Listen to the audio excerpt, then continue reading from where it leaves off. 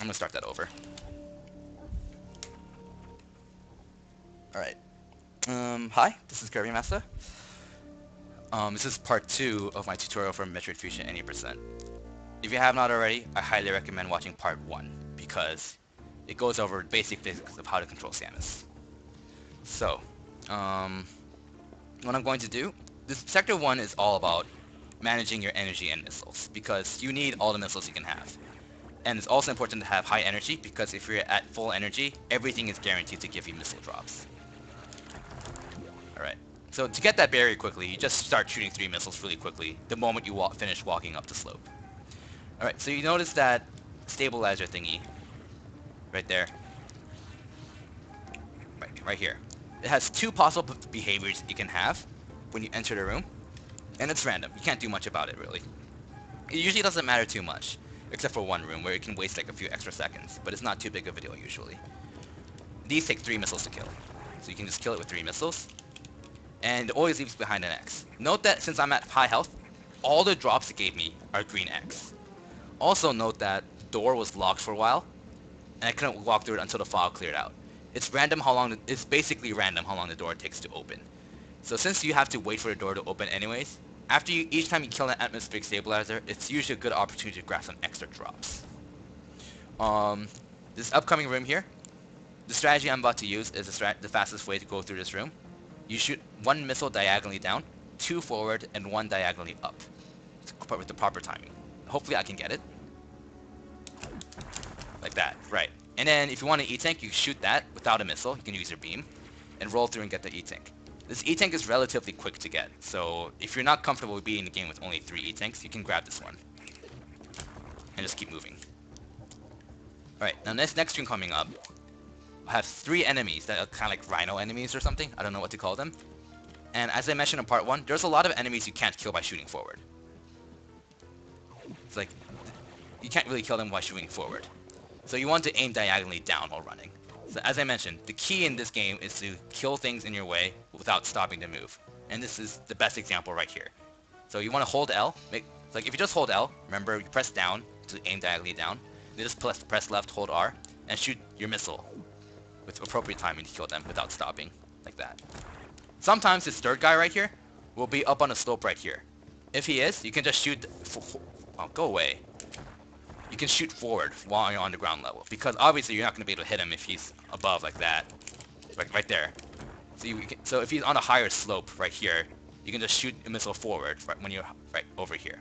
So a lot of this learning how to do this game quickly is to like know what possible positions there are for enemies, because technically almost every enemy in the game has like 2 possible positions that are random. Alright.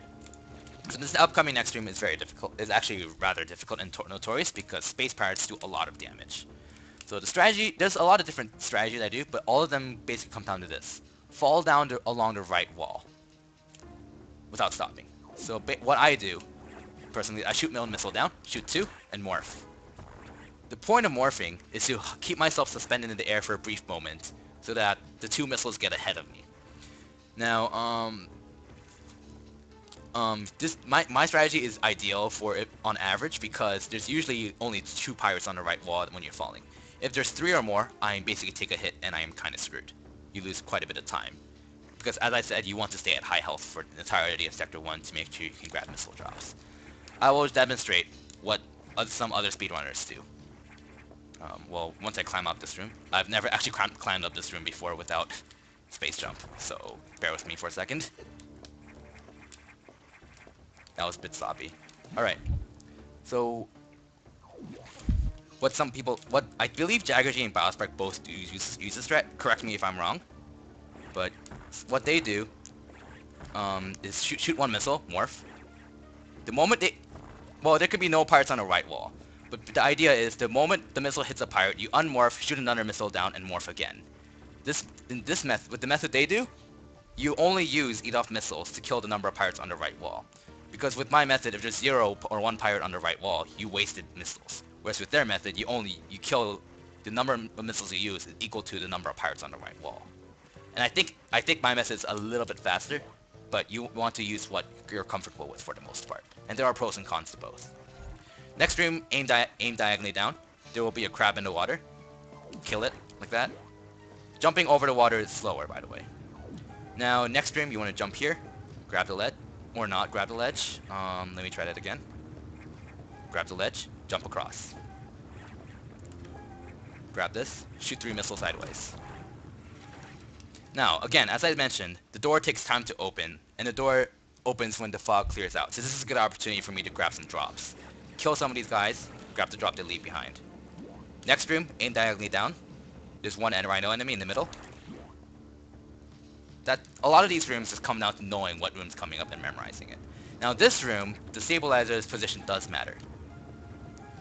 So right here I got a lucky position because it was going up, meaning I could just fire 3 missiles non-stop.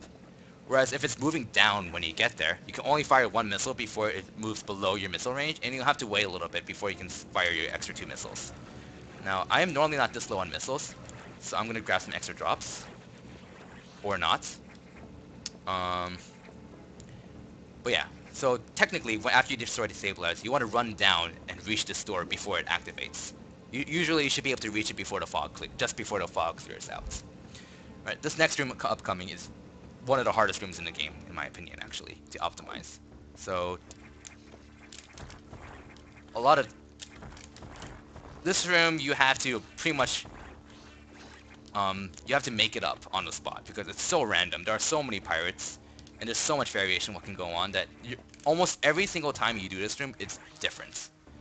The general strategy, if we assume there's no pirates, the general strategy is to do this. Jump up, jump again, jump up here, jump and grab that ledge, then jump and do that.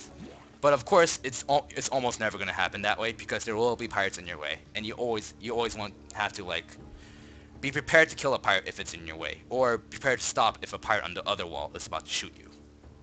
Alright, so aim diagonally up and keep shooting, and shoot horizontally. Now in this room, you want to just keep running through the water. Climbing over is actually slower. Keep shooting diagonally. Kill that.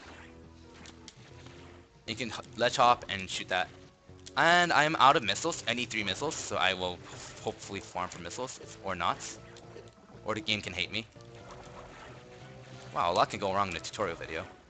But anyways, that's beside the point. After you do your ledge hop, you can roll through, go through the door, and roll underneath. Now, this is why missile management is important. This either takes 3 missiles to kill. I have less than 3 missiles. So if this is a serious run, the run is over for me, basically, because you have to go back and farm for more missiles, and you'll lose so much time. In the off chance that you do run out of missiles, you can farm for missiles in this room right here. Hopefully you're at full health. If not, the game can hate you. The game might hate you and never give you missile drops. Fortunately, I got 2 missile drops even though I was not at full health. So now we have tackled this eye door. This is the last eye door in the game that takes 3 shots to kill.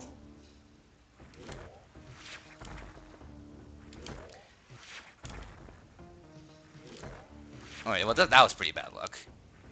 Wow, 4 beams, that's the maximum number for between vulnerable open eyes. Anyways, coming up next is a boss. The first Beam Core X. Now you can't shoot this while you're up here, not even diagonally. But here's a technique I'll show you right now. This is a good time to show off this technique. So notice that when I shoot a missile, it goes diagonally. But if you shoot a missile diagonally while running, notice that it goes at a curved trajectory. So, diagonal, curved. And that is situational, but it has its uses. And this is one of the uses right here. This also applies if you're shooting a missile diagonally down. Because if you shoot a missile diagonally down while running, at this part right here, it'll curve and hit this before you have to run down the slope. It's a very small time saver, but it is a good demonstration of the usefulness of curved missiles. So, notice the missile just curved, and I can start getting in position to fight this guy now. Now, what I just did there was a double missile, and this Beam Core X takes 4 missiles to kill. The idea behind double missiling this Beam Core X is basically copy what I did. Jump, and shoot a missile at the peak, and shoot another missile before you land. Because you're falling down while shooting missiles down, the two should be very close together. It's not random, but it basically is because of how precise you have to be with your missile timing. I usually get 1 double missile. So that one I missed and you can tell I missed because you saw the missed missile just tink off of it. All right, I forgot to go over this when I fought Arachnus, but every time you fight a boss with an ability, whether it's a Core X or a Beam Core X, you want to memorize where the ability will spawn. So if I destroy this where it is right now, it will take time to reach the middle of the room and not be collectible until it reaches there. So what you want to do is something called a sweet spot, where you deal the last blow where the ability is going to spawn. And usually it'll spawn immediately and you can collect it immediately. So I'll demonstrate that right now. The sweet spot is right here. And I was a little bit off to the right, meaning it took like an extra second or two to materialize. But if your timing is perfect and you kill it at this spot right here, at the peak of where I'm jumping right there, then usually the charge beam will instantly materialize and you can grab it immediately. Right, so now that we have charge beam, here's an important aspect. I can go over the physics for the charge beam, which is very important. So one thing to note, your charge beam is 2 shots. It's 2 shots. So you can tell by when I shoot the wall because there's 2 bullet thingies. I can tell. It's more obvious when you shoot, like for example, shoot down and only one of the bullets go through. Right there, you can tell. This also applies for like when you actually charge your beam. Now, the more important thing about this is when you release your charge beam shot, you notice that there's a circular flare around Samus's arm cannon. That deals extra damage, and that right there is key to finishing off Idors in one hit, and finishing off the next a few bosses really quickly. Because you need to be able to hit with the charge beam and the flare at the same time. This basically means hit your target at point blank range. So I'll be going over that right now, actually. So there's a trick coming up right here. So this is the intended way to destroy the stabilizer here. The game intends for you to go around, morph, and go up here, shoot that, and kill it with 3 missiles. Charge beam also damages it now, which by the way, one charge beam is roughly around 2 missiles. I don't know the exact numbers, but its power is between 1 and 2 missiles without the flare. More if you include the flare. Alright, so the trick I'll go over here is you want to take damage, go inside the stabilizer, and then shoot your charge beam while you're inside it, so the flare also hits. And you can kill it in 1 hit without having to go all the way around. So when I do this, I missed time that right there. That was too early. That was perfectly timed though. So basically you have to make sure that you shoot your beam when you're completely inside of it, and so the flare and the beam itself will hit at the same time. You don't want to do this. You don't want to flip jump into it, because there's another technique called a pseudo screw attack, where you have your beam charged and you flip jump into something, you kill it. If you do it into the atmospheric stabilizer, however, you'll damage it and you'll lose your charge beam, and the damage is obviously not enough to finish off the stabilizer in 1 hit. That's something you don't want to do. Alright, so doors open. Here's another thing I want to go over, which is also important for smaller optimizations. When you run through a door, okay, so let's say you have your beam charged. When you run through a door and let go of B during the door transition, you will release your charge beam at the first possible frame. This is very useful for hitting gates that are right in front of the door, which is coming up right here actually. So I have my beam charged, I'm holding L, I run through the door, I let go of B now, and I hit the gate, and I don't have to stop.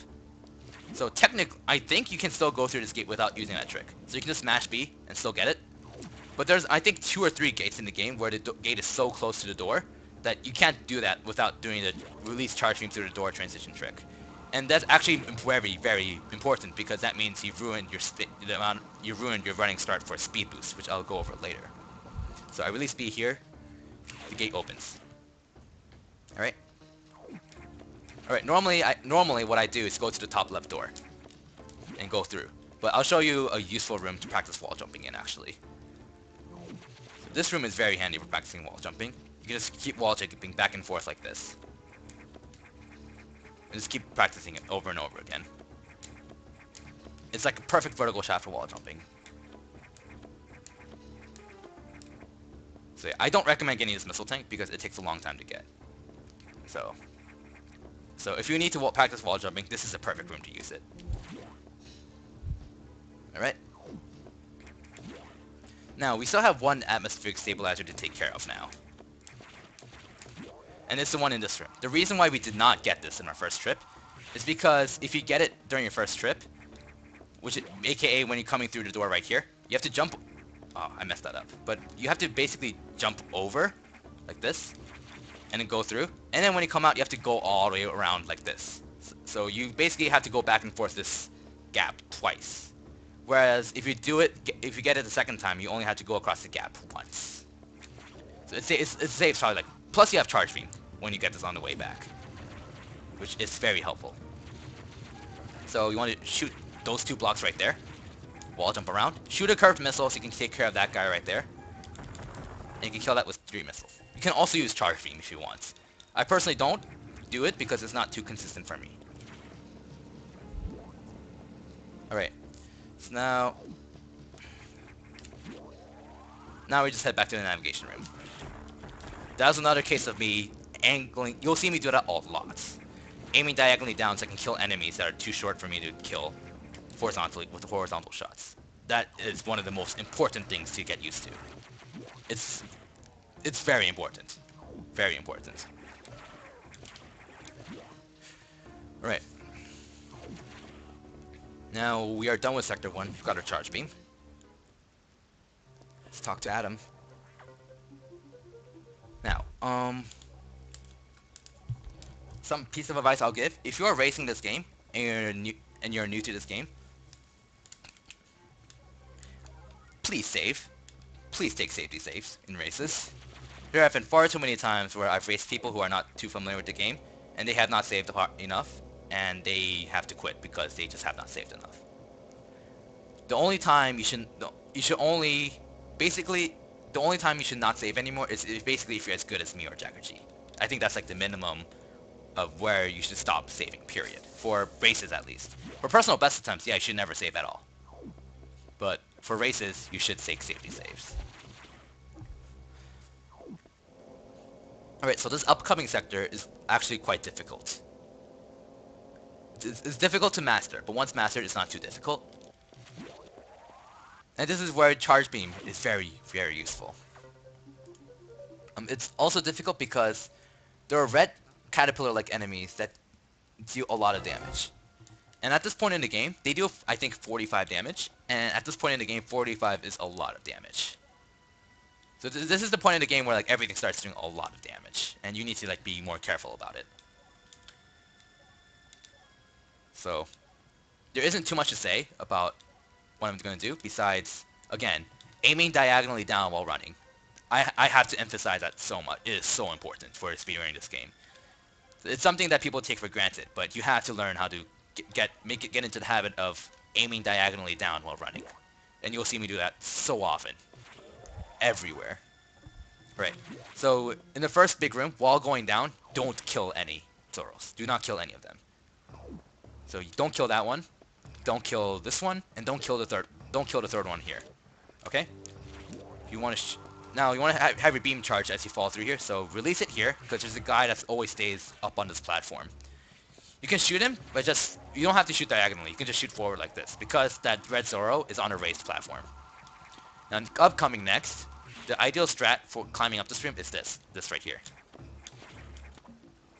That's the ideal strat for climbing up the room on console. However, this red Zoro right here, if he's too high, you can't wall jump over. So I'll demonstrate that right now. If he's too high, you're gonna get hit. So if he's low, that's good. You can just wall jump over him. But if he's high, you should have your beam charged already and kill him off and just go over. Now, remember at the beginning of this room that I mentioned do not kill the first 3 red Zoros.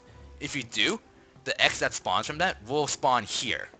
And the red Zoro here can get in your way. You gain nothing from killing the first 3 Zoros. And then if you're unlucky, you'll have to kill the red Zoro that pops up here. So do not kill the first 3. Alright, so when you go through this door, again, aim diagonally down. Kill that. And kill that. What I did there is... The reason why I used 2 missiles for the second guy is because you do not have enough time to charge beam it. You don't have enough time to charge beam it. But 1 missile is not enough to kill it either. So you have just enough space to kill it with 2 missiles. You have to time your 2 missiles very well. And if you haven't really gotten a strong grasp of double missiling the red Zoros in this room, don't bother. Just stop, double missile it, and keep moving. because it's not worth taking the extra damage if you're not used to it, if you're not consistent at it. So I can demonstrate that again really quickly. Also, so you want to charge beam it, double missile. I missed it right there. I usually get it, but I missed it. There's also, you notice that the red throw can move left or right. If it's moving towards you, double missiling it is significantly harder because you have less space to time your double missile. Whereas if it's moving away from you, it's a lot easier to double missile it without stopping. So you want to jump up here. If this Zoro here is low, you can just wall jump over him and not worry about him. But if he's going up, right there, you want to kill him off and start wall jumping. Charge a beam, kill that guy with the diagonal shot. Notice I aim diagonally down, as usual.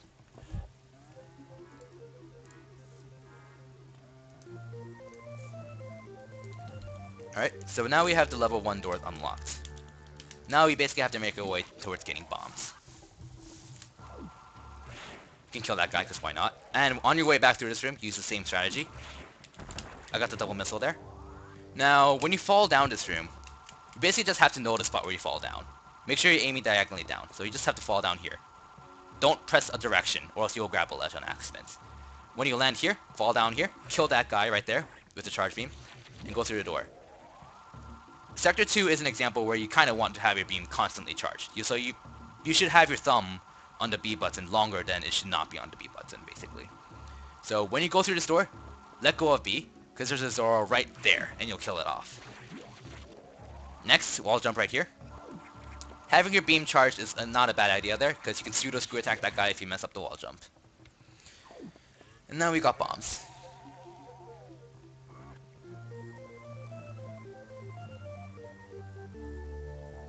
Alright. Charge it, charge your beam. So you can pseudo screw attack the flying guy that comes down right here. Charge your beam, aim diagonally down, kill that. Now you need to bomb this spot here. Morph. Now here you don't have enough time to charge your beam to kill these guys. So you have to use missiles basically. I need to restart this room because they're out of position. Basically, you need to kill them with missiles. Kill that guy with 2 missiles. Because you're not going to have enough time to charge your beam. And now this room just comes down to like navigating this with bombs. If you want to hold left if you have enough health. I got lucky here. Ideally, the 2 red Zoros would be on the right corner. Sometimes 1 or 2 of them can be blocking this bomb slot. If they are, kill them off. It wastes time, but you can't do much about it. Right here, I got unlucky though. Because if they're both below the ones right here are below the bomb slot, all you can do is like take damage and kill them. So you want to do that. Now, the 2 red Zoros in this tunnel right here, if they are in a good position, aka they're not below you, charge your beam, release it, shoot 2 missiles, and you kill both of them instantly. Now, bomb, charge your beam, morph, you kill that guy.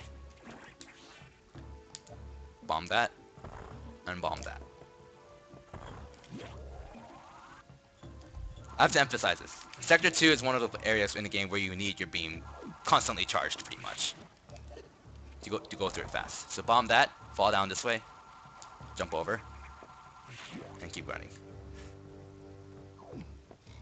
Now this room can be random. So you see the 2 gliding guys there? Their position is random. If you're on the left wall, you want to wall jump over them. So unmorph and wall jump over. I messed that up. I can demonstrate it coming up here. And you need to bomb this spot. Now, if both of them are on the right side, you don't need to wall jump. That's actually slower. You can just unmorph when you land and kill them with missiles. I'll hopefully demonstrate that again here. And you can just do that. Wall jump over them. Now, this room, you just climb up like this. That red Zoro, if you're quick, this red Zoro should never be blocking your ledge grab, ever. Go in this room, charge your beam, release it, shoot 2 missiles, and jump. Because when this guy that gets hit right here, he shoots green spikes. So you want to jump over the spikes. You need to remember to do that on your way back to that same room again, as well. Now, there is another boss coming up. This E-Tank here is... I skip this E-Tank normally. But this E-Tank is one of the best E-Tanks to get for safety. Because it's very quick. It's basically thrown in your face. Now, what I'm about to just demonstrate is the flare of the charge beam, again. So, normally it takes 2 charge beam shots to kill the I-beam door. But if you hit with the flare, like that, you can kill it in 1 hit. Alright. Now, this boss right here, can be a douche. It can waste between 3 to 12 jumps from what I know. And also, I should go over this before starting the boss fight. Every time he opens his mouth, it can only take a set amount of damage. One charge beam shot is enough to destroy one segment, for at least the first two I think. But usually you want to fire one missile as well, because remember, your charge beam is 2 parts. If only one part hits, you only did half damage. So I personally like to fire an extra missile when he opens his mouth, for insurance in case my charge beam only hit half the time. Only half my charge beam hits. What I mean, okay, and you heard me say like a few seconds ago that it only takes a set amount of damage. That means that if you fire, just for like the first few phases, there's no difference between firing a charge beam and a missile than firing a charge beam and shooting 3 missiles. Once you deal enough damage to kill a segment, any extra damage doesn't do anything. So you'll see me shoot 1 charge beam and then 1 missile. So that's 1 wasted jump, 2 wasted jumps, 3 wasted jumps. Basically, if he jumps very short, that's when you know he'll open his mouth. He basically always opens his mouth if he cuts his jump horizontally short. Alright, now his segment is destroyed. So 1 charge beam, 1 missile is safely enough to destroy a segment without burning missiles. This is actually very bad luck. So I fire charge beam and a missile. This is the 3rd segment. Charge beam and missile. Now this is the last segment, the last phase of the fight. It takes more damage to finish it off. So what I personally shoot 3 missiles after a charge beam. A charge beam plus 2 missiles is enough. But again, the 3rd missile is for insurance in case only half your charge beam hits. Also, in this last phase, he will never waste any more jumps. He will always try to eat you, as shown right here. So I shot 3 missiles, and now he's dead. Now, I explained in part 1 that there are 2 ways to get a double missile on the core X. The first one is get it in a position such that it comes above and sideways, and then shoot 2 missiles closely, vertically up.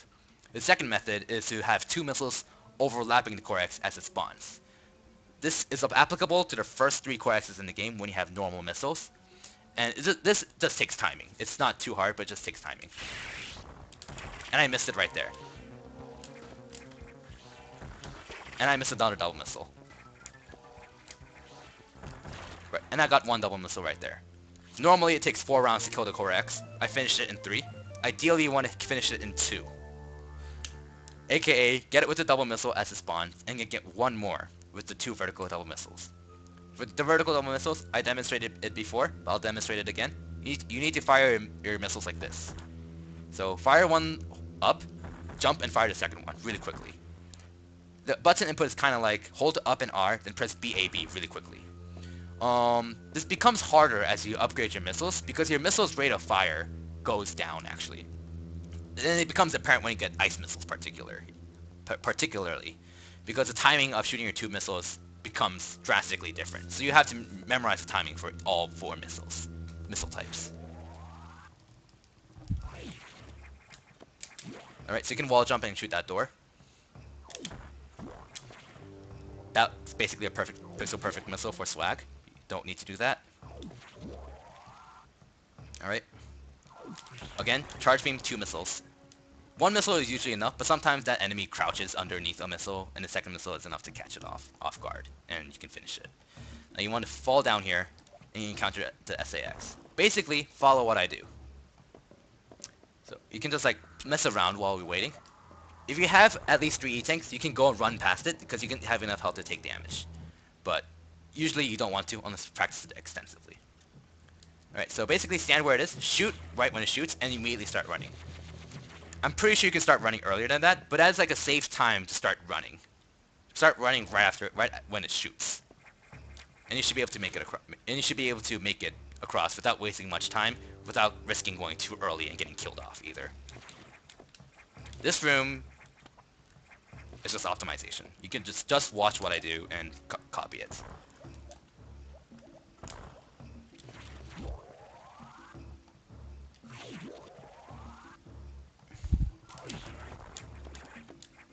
So you notice those 2 wall jumps are deceptively difficult. Why? There's a gap right here. So if I can't wall jump right there because I'm at the gap. So you need to make sure you're like you need to make sure that the bottom of Samus is touching the top corners of these two ledges to be able to wall jump there. Alternatively, you can do this. Spring ball and grab the ledge again. Ledge hop, spring ball, unmorph, grab the ledge. They're both around the same speed. You can do whatever you're more comfortable with. But both methods are kind of difficult. Now, to climb out this room quickly, land on that guy, jump there. Whoops. This is a shortcut you can use, and this is actually faster than going all the way around.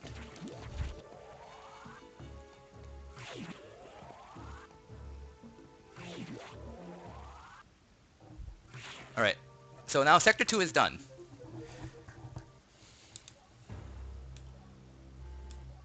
And we are going to head for Sector 4.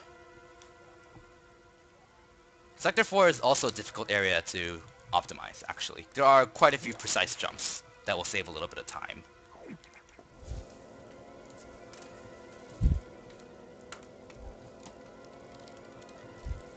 Alright.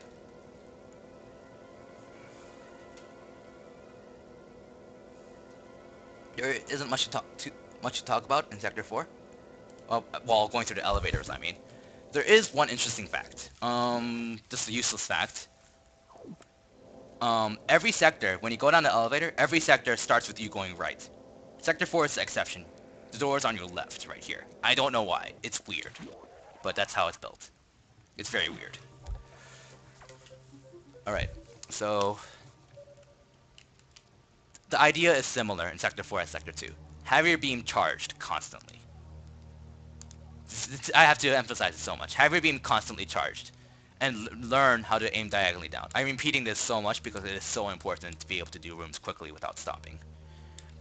Constantly charge your beam. Constantly aim diagonally down when you have to. There are a lot of crabs in this area that you can't kill by shooting horizontally. You need to aim diagonally. Alright.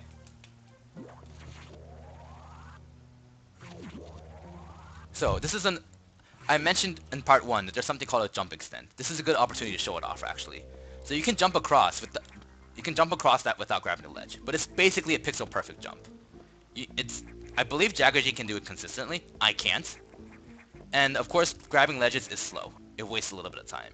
So to compensate for that, you can do a jump extend, and to repeat what it is, when you are in flipping state and you shoot, you gain a little bit of horizontal distance.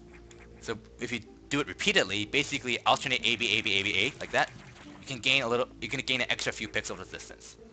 You don't want to replace every jump because it's slow, but in a lot of cases it makes a difference between grabbing the ledge and landing, and it is worth it usually. So I can demonstrate it right here. Jump. Okay. Jump. Do some jump extents, and now I landed there. I didn't grab the ledge. So it is situationally useful, and it also helps out for like very difficult jumps later on. Alright. Don't wall jump here. Wall jumping is useless. Charge your beam. Now, another feature I forgot to go through while having a beam charged. So notice, as I went through with the jump extend, when you shoot in the middle of a flip, you break out every flip. This is whether you press B, or whether you release B while charging. This can be a problem sometimes, because while jump extends are useful, they waste time by keeping you in the air a little bit longer. You don't want to do it when you don't need horizontal distance. It wastes time. And there's also a few other cases where you don't want to break out every flip. For example, when you're space boosting, which is a term that you will learn about later.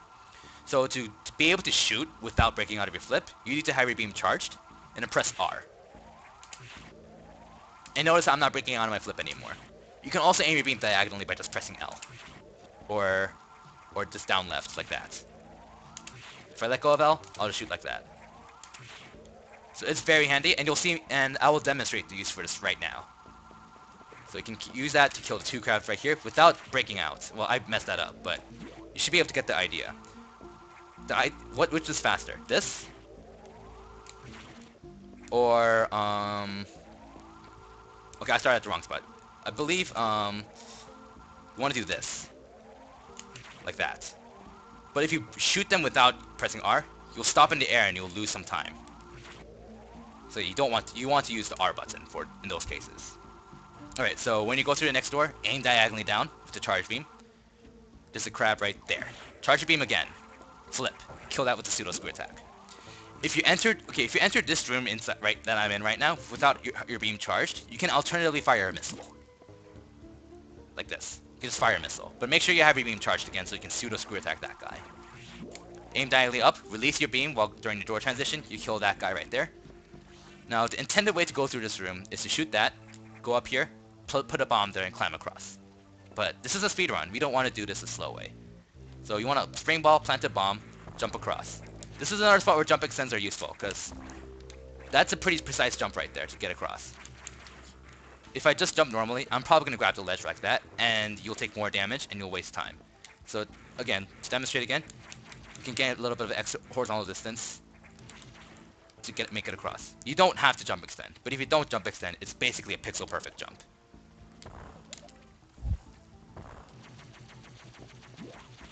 Alright, so charge your beam, shoot your beam up once immediately. Wall jump like that. And you can wall jump across and keep moving. Again, the intended way to do this room is to climb across like this. But as you saw, I just wall jumped across. You see that... okay, actually I won't go over that, but... the wall jump here is actually a little bit difficult to get perfectly. Because if you're too low, you're going to grab the ledge here. If you're too high, you're going to bump your head on the ceiling early, and you're going to grab the ledge. So you need to have the perfect height to be able to land here without grabbing the ledge. Again, charge your beam. And kill that. There's something I want to demonstrate in this room really quickly again, so I'll reset this room.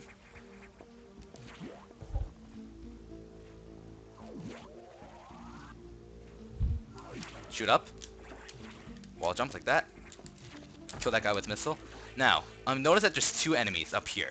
You see those two enemies up there? Half the time, the spiky dude will be here. That's ideal. Because that means you can just ignore him and just wall jump like that. If he's not, he's going to be on the ceiling with the crab. And you have to kill the crab and the red spiky dude. And it could get annoying.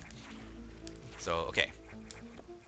Also, notice that there were two blocks blocking the way. Yet I only shot once. That's because, remember, your charge beam is two bullets. So you only have to shoot once. One bullet per block. Alright. So, I'm going to be cutting this off right here. We're going to be getting into a lot of the funner parts of the game from here on out. So, thanks for watching and look forward to part 3.